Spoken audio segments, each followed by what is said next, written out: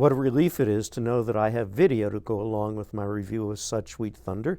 The clip shot and edited by Rod Milam will convey more fully than I can what was special about this multimedia realization of Duke Ellington's jazz suite based on the works of Shakespeare.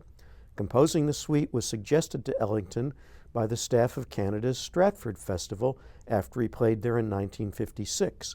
The resulting collection of 12 pieces premiered a year later under a title taken from A Midsummer Night's Dream.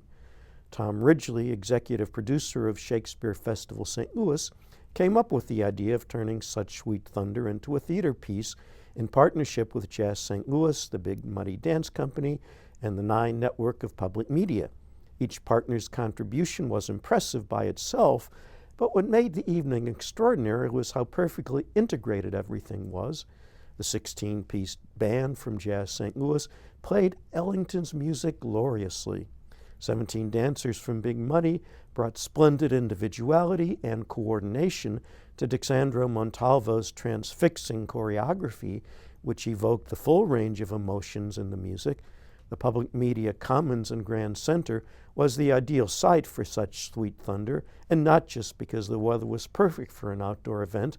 The video facilities of the Commons were a grand canvas for a continuous stream of invention by scenic and video designers Peter and Marjorie Speck. The first videos appealingly echoed the colors of Claudia Brownlee's smart costume designs, but the Specks packed plenty of surprises into the content and style of videos for subsequent scenes. Jonah Schnell's lighting guided eyes to the right spots on 2 large stages, and Rusty Wandel's sound pleased the ears. Tying everything together was a script by the director, Bruce Longworth. Instead of creating a separate drama for each number, Longworth connected them with an overarching love story about characters named Kate and Henry.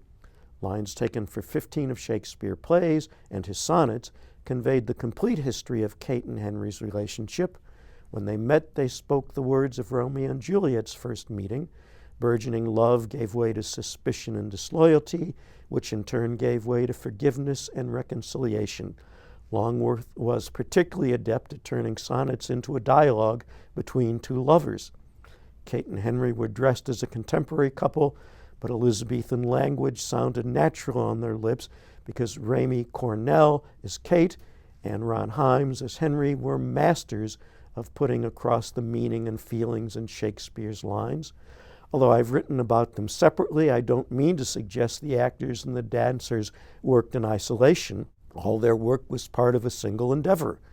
I especially like the scene in which the dancers moved chairs to create a path for Henry as he walked toward Kate. Was Henry walking on air? I certainly was at the end of Such Sweet Thunder. Ah, yes, weren't we all? Yeah, and wonderful the way that, as you say, the scenery was really these abstract patterns, and yet the story was there, was very real to us as Shakespeare makes things. So, but that glorious music of Ellington, I think we need to hear some of that.